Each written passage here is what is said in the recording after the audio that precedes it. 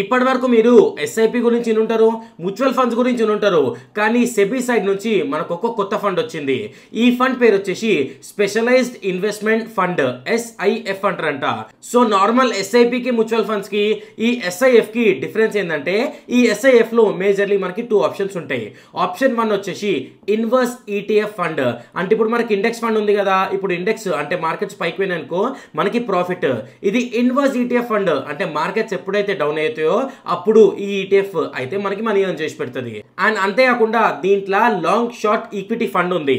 అంటే ఇప్పటి వరకు స్టాక్ పైకి పోతేనే మనం ఇన్వెస్ట్ చేస్తాం కదా, అట్లా కాదు, మనకి స్టాక్ పైకి పోయినా ఇన్వెస్ట్ చేసుకోవచ్చు. ఒకవేళ ఆ స్టాక్ పడిపోతుంది అని అనుకో ఆ స్టాక్ ని సెల్ అంటే షార్ట్ చేసి మనం డబ్బులు సంపాదించుకోవచ్చు. సో ఇట్లా మాక్సిమం ప్రాఫిట్ వస్తుందని చెప్పి ఈ SIF దాంట్లో అయితే ఈ ఆప్షన్ అయితే పెట్టిర్రు. దీంట్లో మినిమం ఇన్వెస్ట్మెంట్ 10 లక్షలు ఉంటేనే పెట్టొచ్చు. సో దీని గురించి ఒక డీటెయిల్ వీడియో కావాలంటే కామెంట్ సెక్షన్ లో కామెంట్ చేయండి.